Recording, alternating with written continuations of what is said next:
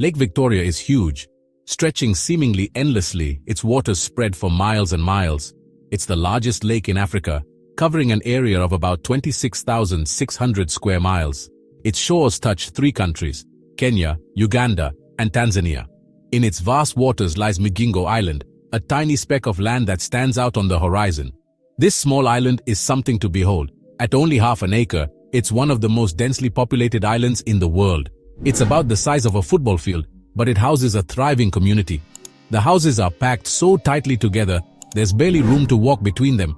Hundreds of people live on this tiny rock. They've built their lives here, in a space so limited that every inch is used to the fullest. They live, work, and raise their families. Migingo is an anomaly, a fascinating example of how humanity can thrive in seemingly impossible conditions. It shows how humans adapt to unusual environments. Life here is a constant struggle for survival, but also a testament to ingenuity and determination. The island is proof of human resilience. The people here face daily challenges, from lack of space to scarce resources, yet they continue to find ways to thrive. It's a story of survival against all odds. Migingo reminds us that no matter how difficult the circumstances, the human spirit is capable of overcoming obstacles and finding a way to flourish. We hear a lot about population, but what does it really mean when we talk about population density? Population density gives us a clearer picture of how people live in a given space. It tells us how crowded a place is, how many people share the same limited space. Simply put, it's the number of people per unit of area. High density means people live close together, often in crowded conditions. Migingo is an extreme example of high population density. This is clear from the images. The houses are crammed together, with almost no space between them. Space is a luxury few can afford. People live in very tight quarters. Imagine living shoulder to shoulder with hundreds of people, sharing every inch of available space. That's life on Migingo. The people here have adapted to living in extreme proximity, creating a unique and resilient community. Despite the hardships, life goes on. Children play in the narrow streets, adults work and socialize. Fishing is one of the main economic activities, and everyone works together to support the community. Population density creates challenges, but it also strengthens community bonds. People depend on each other to survive and thrive. On Migingo, population density isn't just a number, it's a daily reality that shapes the lives of all its inhabitants.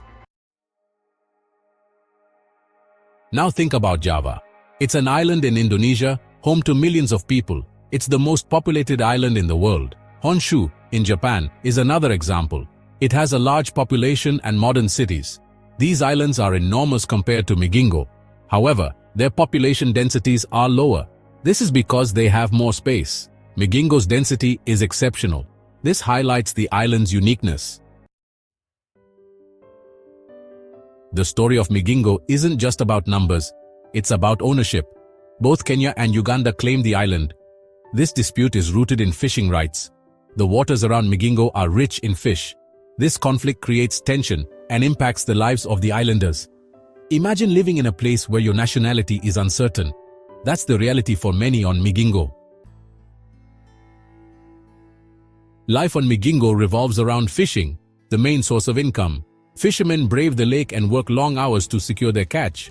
The fish they catch sustains the island. The waters around Migingo are teeming with Nile perch. This fish is highly sought after and provides a vital source of protein. The fishing industry on Migingo is a lifeline. It supports the island's economy. The price of isolation. Life on Migingo is not without its challenges. The island is isolated. Access to basic services is limited. There's no running water. Electricity is scarce. Medical care is practically non-existent. Islanders rely on rainwater and use generators for power. This isolation makes life difficult and highlights the precariousness of their existence. A brothel, but no hospital.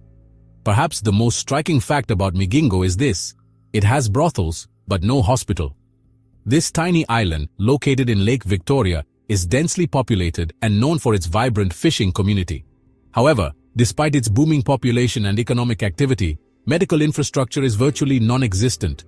This speaks volumes about the island's priorities. Migingo's economy revolves around fishing, and daily life centers around the market and community interactions. The people here are more focused on making a living and supporting their families than investing in healthcare. It's a place where survival takes precedence over well-being. Fishermen work tirelessly, braving the dangers of the lake and harsh working conditions. The lack of a hospital means any accident or illness can have devastating consequences. The absence of a hospital is alarming.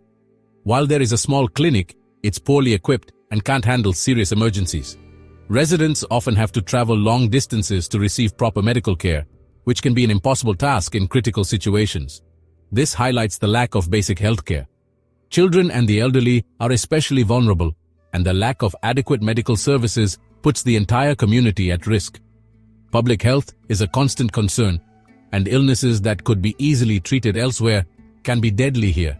For the islanders, getting sick can be a serious threat.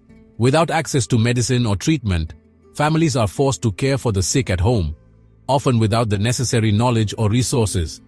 This creates a cycle of vulnerability and despair. This situation is a stark reminder of the island's vulnerabilities.